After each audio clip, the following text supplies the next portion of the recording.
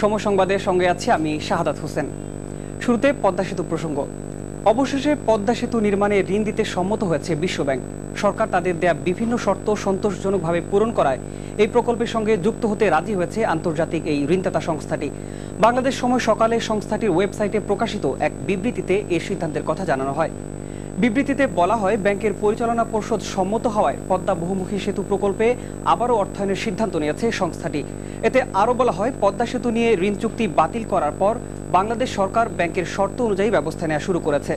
দুর্নীতি সংশ্লিষ্ট যেসব তথ্য প্রমাণ ব্যাংক উপস্থাপন করেছিল তাও খতিয়ে দেখছে বাংলাদেশ। তবে পদ্মা সেতু প্রকল্পে নজরদারি অব্যাহত রাখবে বিশ্বব্যাংক। এই প্রকল্পে কোনো ধরনের দুর্নীতি বা অসামঞ্জস্য চোখে পড়লে ছাড় দেওয়া হবে না বলেও জানানো হয় বিশ্বব্যাংকের পক্ষ থেকে।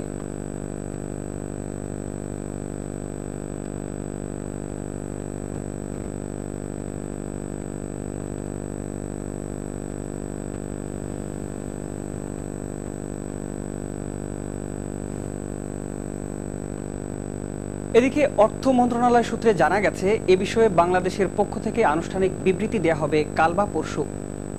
এদিকে পদ্মা সেতু প্রকল্পের বিশেষজ্ঞ কমিটির সভাপতি অধ্যাপক জামিলুর রেজা চৌধুরী বলেছেন, আগামী বছরের অক্টোবর মাসের দিকে সেতু নির্মাণের কাজ শুরু হবে। আর দেরিতে শুরু হওয়ার এর ব্যয়ও বাড়বে। পদ্মা সেতুর অর্থায়নে বিশ্বব্যাংকের ফিরে আসা বিষয়ে এক প্রতিক্রিয়ায় তিনি এসব কথা বলেন। চুক্তি স্বাক্ষর আমার ধারণা এপ্রিল 2013 আগে হবে না, অক্টোবর 2013। আজ থেকে 1 বছর পরে কাজ শুরু হবে। আমার ধারণা 4 বছর, তো 3 থেকে 4 এর কোনো সম্ভব না। কাজটা যে প্যাকেজ, টাকা ছাড় দিতে চুক্তি সই হবে, দেরি আছে এখনো। আগে ছিল আমরা 2012তে শুরু করে আমরা 16তে শেষ করতে পারবো, এখন তো পিছিয়ে গেল। ওই যে শেষ বছরের জন্য কিছু দাম বাড়বে। দেশের সার্বিক উন্নয়নে মৌলিক গবেষণার পাশাপাশি প্রায়োগিক গবেষণায় মনোযোগ দিতে গবেষক, শিক্ষক, বিজ্ঞানী ও শিক্ষার্থীদের প্রতি আহ্বান জানিয়েছেন প্রধানমন্ত্রী Sheikh Hasina.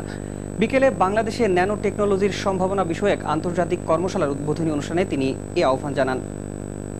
National centre for nano technology স্থাপনের যে আগ্রহ আপনারা দেখিয়েছেন, যদিও এটা অত্যন্ত ব্যয়বহুল আমরা জানি, তবে ব্যয়বহুল হলেও সরকারের পক্ষ থেকে আমরা সব ধরনের সহযোগিতা দেব।